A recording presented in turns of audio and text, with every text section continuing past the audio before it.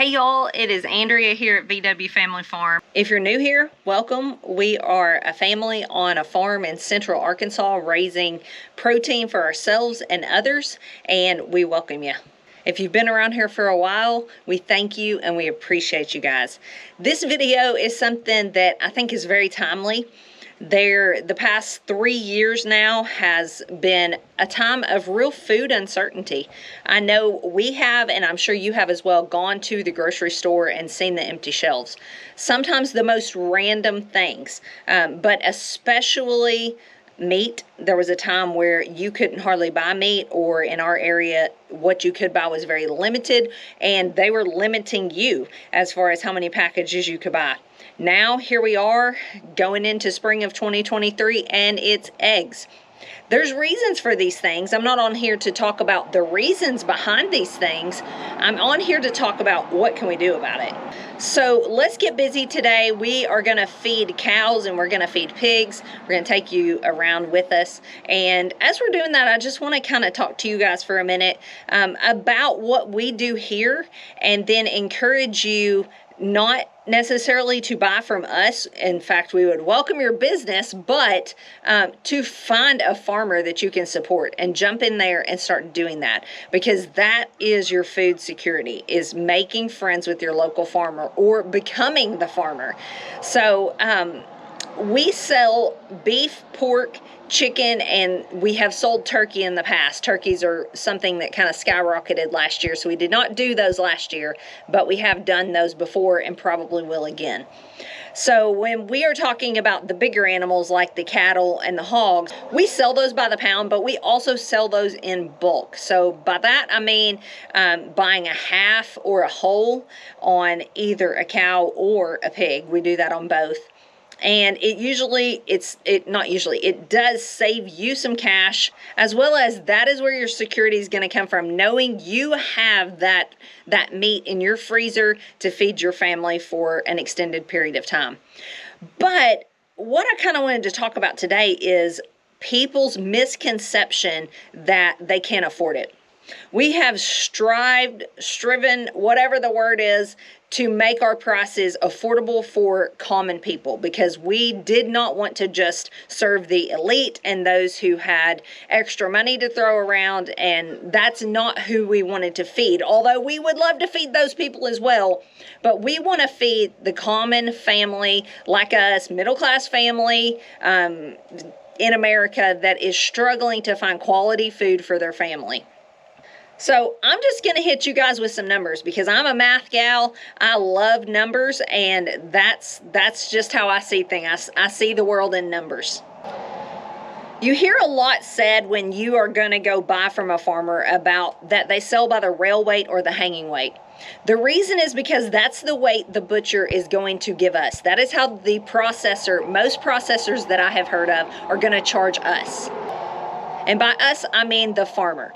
So if you are buying in bulk, you first need to find out, is your farmer paying the processing or are you? So here on our farm, we pay the processing. So you only pay one price to us, and that covers everything. There's no hidden fees, nothing.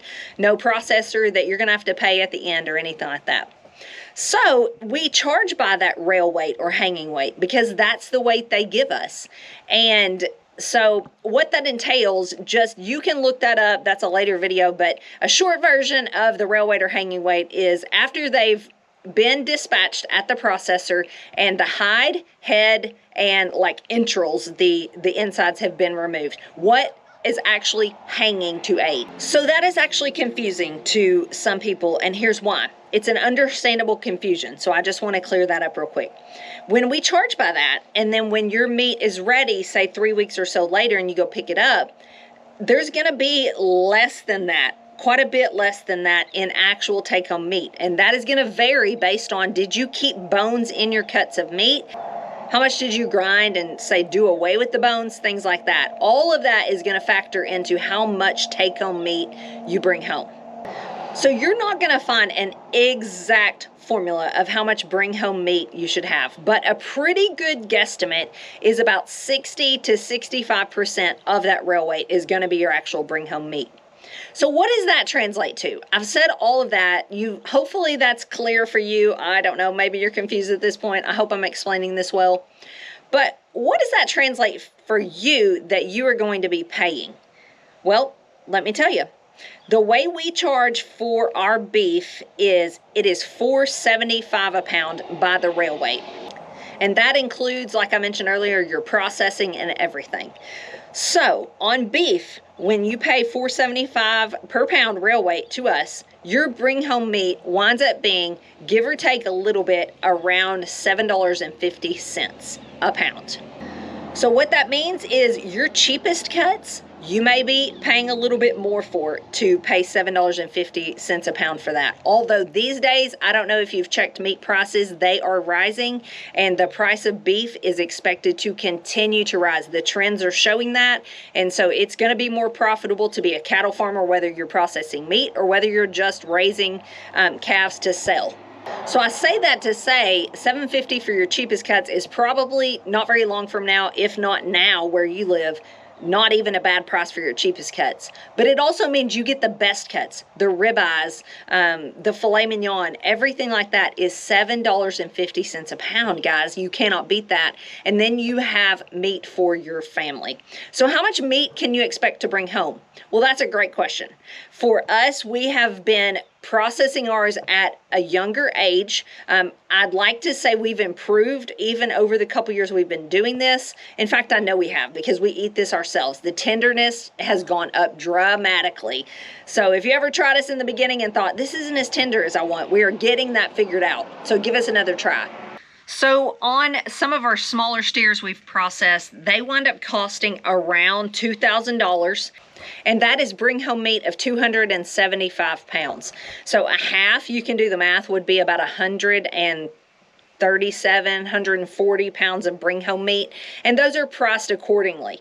Now we have started raising them larger, and they're costing more in the upwards of like closer to $3,000. We haven't had any that were that much yet, but that's a lot more meat. You're paying accordingly, so you're not going to pay more and get the same amount, obviously. You're going to get more meat for that price. And so on that $2,000 steer, that is about a hanging weight of 425-ish pounds. So that's just a lot of numbers thrown at you, but the bottom line for you to remember is it's about $7.50 a pound when all is said and done. So let's talk about hogs now. Hogs, when all is said and done, I'm going to give you that number as well. So I just looked, and one of our latest hogs that went to the processor wound up costing in total about $900. So we sell hogs for $4.25 a pound by the hanging weight, which I explained earlier. Same deal, head, hide, and entrails removed. At that price, at the $900 price, $4.25 a pound, that's about a 215-pound rail weight. And so then when you break that down, like I told you earlier, it's going to be 60 to 65% is going to be your bring home. It's the same on beef as it is on hogs. Then you are going to bring home for a whole hog around 140 pounds. So a half of a hog, you would bring home about 70 pounds of pork. So that averages out. If you take that $900 and divide the 140 pounds into it, it's about $6.40 a pound. So you can see that's again all the way from down to your cheapest cuts all the way up to your most expensive, like your bacon and your inside, like your tenderloin. All those things are $6.40 a pound. And then you have some food security in your freezer. So why am I breaking all this down for you guys? Well, I think it's very important because I think sometimes the average consumer doesn't understand how buying farm fresh meat works. And so I'm trying to take some of the fear and the guesswork out of it and honestly convince you why you should be supporting your local farmer. Because if you have your local farmer who's your friend before a crisis happens, like 2020 or like the egg shortage, they're going to take care of you. I promise you they are, because they know who has supported them in their hard times. And farmers do face hard times. They face times where they think, is this working? Can I keep going? And when you guys step in and support them, it keeps them going. So it's very, very important. I hope this video was helpful. If you have more questions, leave them in the comments. I'll try to make future videos like this. But I just want to say thanks for watching. I hope you'll stick around. I hope you'll subscribe and hit that notification bell. And we just love you guys. Thanks for watching, and God bless. We just fed the pigs and looked on the bed of the truck. We got a little tag along. She's laying eggs underneath the feeder. Hey, don't do that. So she's gonna ride along. Ow! Why'd you peg me? Here, ride in the back. Ride in the back seat. Go. No. No.